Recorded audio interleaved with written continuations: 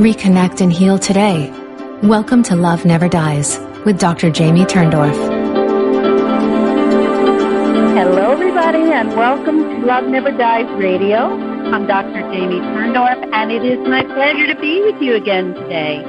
So I have a question for you. Would you like to recalibrate your energy field and heal yourself in mind, body, spirit, and emotion using music and sound effortlessly? Hi, if you said yes, you're going to want to meet my guest today, Jill Mattson. She's a prolific artist, musician, and author, and she's a widely recognized expert and composer in the field of sound and color healing. Jill has been sponsored in art gallery openings all over the country. Her vivid colors and healing nature of her work is unique in the artistic field. She is a color therapist and expert in matching frequencies of colors with emotions and physical issues. She's also produced 9 musical CDs with intriguing, magical tracks using ancient and modern techniques and special healing frequencies to achieve profound benefits. Jill's also written 4 books and won multiple awards. Crystal Realm CD was the Best Sound Healing CD of 2017, the People's Choice for Music of the Year, Industry Choice for Best Music of the Year 2017, The Lost Waves of Time, Best Book of 2016 from the People's Choice and Industry Leaders' Choice, and Best Alternative Science Book of 2016, Deep Wave Body Healing CD, Best Sound Healing CD of 2016, Contacting Angels and Masters CD, Best CD of 2015, and Deep Wave Beauty CD, Best New Age CD, Silver Award.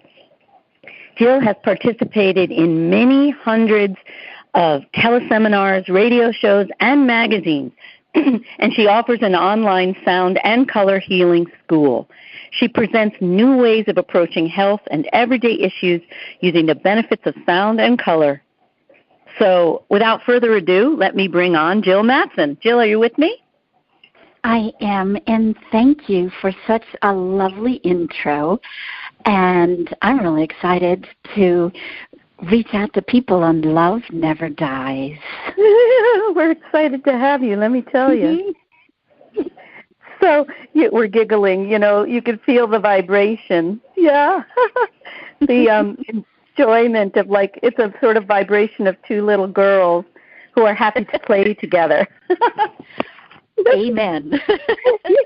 Yeah, and as you're going to discover soon, much to the chagrin of my radio syndicator, I am rather racy, so you never know what's going to come out of my mouth. My poor engineer has asked to be reassigned. Yeah. So surprises make it so much more fun. Yeah, really. Oh, my God. My last show, I swear to God, it's no joke. I had a woman, I didn't know she was a former nun, and she started talking about how her order wasn't under the Pope. She was directly under the bishop. That's all she had to say. And I just riffed out on that. And then we cracked up for a minute, and then I said, I know my sponsors are going to pull out on me now. Why? You never know. Sometimes that kind of conflict attracts. Yeah. So, Jill, have you always been interested in sound healing and color healing? Or is this a later in life interest? What? Later in life thing. Yeah. I was on a spiritual quest, and I was writing a book. I was writing the Old Testament, and I was going to write the New Testament as an autobiography of God, and kind of like God being a gamer and all his people on earth being, characters in a role-playing game. So anyway, I started to write the Old Testament. I'm very, very sincere, and, God's cranky, God is moody, and he does some not very nice things in the Old Testament. And to me, that was like it changed my life because I couldn't come to grips with that. My idea was God is love and nothing less. So right. and I was a very sincere Christian, so I went on a quest because I had spent all this time writing this book. I just hated to think I'd spent all that time to change my mind.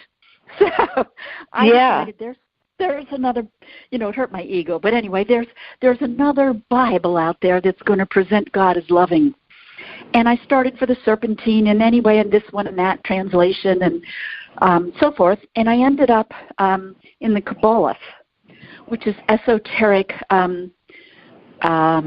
Judaism, and it was lovely. They had many beautiful ways of thinking of God that really enhanced my idea of love and light and vibration and energy, and this is still like 30 years ago. So it's kind of, nobody's talking like they talk today, but it really turned me on.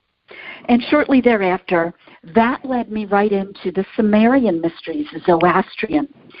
And then I was into the papyri in Egypt, and I spent 30 years on this quest, really, to find the most beautiful love I could think of, the most beautiful loving God I could think of, because I thought the better I can imagine God, the better I am. Think if I have a big hairy God, what does that make me? Mean and stuff. I'm going to copy him. So right, because anyway, God's in every one of us. So right. And anyway, so I'm a musician since knee-high to a grasshopper.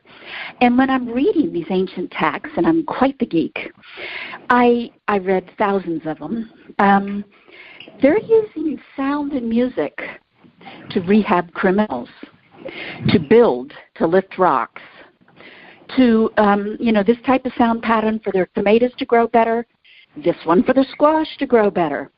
They're using sound and music to make their enemies sick, to make themselves strong. They're using sound and music to shape the character and virtue. They're using sound and music to get rid of mental health, learning disabilities, emotion-centered problems. They're using sound and music to develop virtue. And it's like I just like a porcupine with my hairs on end, because I had never thought that music changes you. And so I spent the rest of the next 25, 30 years reading physics, and I'm very, very psychic too. And that's been very useful because many of the ancient music techniques were to create white light in your aura, which is healing mind, body, soul. It can get rid of illnesses. It can get rid of emotional blocks. And they're doing it all with sound and music, which is ultimately very accurate, inexpensive, used over and over and over again, enjoyable, doesn't take your time, don't have to pay attention. And being a musician and a composer, I just spent my rest of my life bringing this forward. I brought it forward in books. My Lost Ways of Time book took me 25 years to write, but it details the music in each ancient culture. And our history books, our university, does nothing more than go back in music history to the Renaissance. But if you really go back, you'll see that, the Chinese were using it for balance. The Hindus were using it to ground. The Hindus were using rhythms. The Chinese were using mathematical patterns of 5. Every culture had different energy treatments, like today's Reiki, a different type, and they did it through music. And by reading them all and putting them all together, I decided to change the way the world views music, because you ingest sound, and it changes who you are. You can, for example, look at all the frequencies in your body's energy, and you can count its cycles per second. So you can look at every item, every process in your body, like on a graph, which I do, and you see all the sounds. Listen to a sound and watch them change. We don't really pay attention to how it changes us because sound's all over the place, and we don't keep up a long enough dosage. Let's say I play the frequency of niacin, a supplement that makes your face flush. Everybody's face is going to flush, and nobody takes the pill. Same thing. we're talking about energy here. The vibration is energy. Yes. And so, of course, you're speaking to me in a language I totally understand because, you know, my work is about energetically communicating with our loved ones in the spirit realm, sending and receiving energetic frequencies, raising our vibrations so we can send the energetic frequency that enables us to communicate back and forth. So this makes complete sense to me.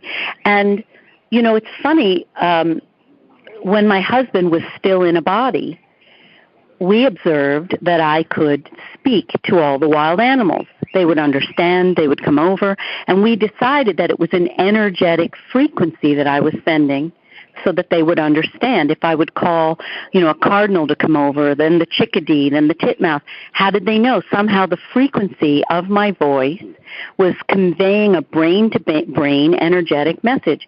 And then when they would come over and I would speak to them, they would always fall into a trance.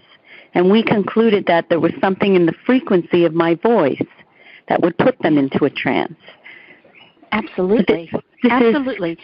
Aside from the work that I'm doing, I have a class on my website called Change Your Voice, Change Your Life. But the ancient people literally healed illnesses with their voice. And there's many, and I got a book coming out soon on that too, but there's many, many ways. Let me just give you a kind of a tangential example. Love it. The ancient people thought of all energy as music, which it is. You can count the cycles per second of anything that vibrates and translate it into music, and energy travels along the same frequency, from sound to whatever's that frequency in your body.